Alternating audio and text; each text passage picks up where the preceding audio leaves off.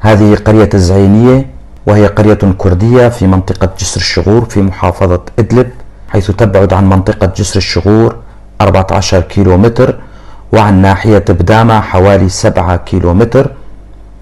عدد سكانها حوالي 500 شخص، كلهم كرد، لكنهم لا يتكلمون الكردية للأسف، بالأحرى نسيوا لغتهم الكردية.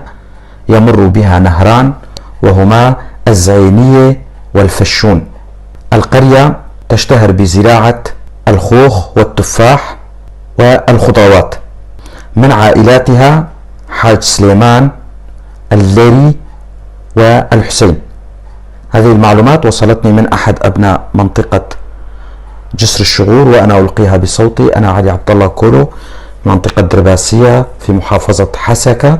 أتمنى كما يتمنى كل الكرد الناطقين بالكردية أن يتكلم أهلنا في جبل الأكراد منطقة جسر الشغور قرية الزعينية بلغتهم الكردية، أن يتعلموها ويعلموها لأولادهم، فلغتنا الكردية مثل باقي اللغات هدية من الله، وعلينا أن نتعلمها وأن نسمي أولادنا بأسام كردية. دمتم أهلنا في قرية الزعينية.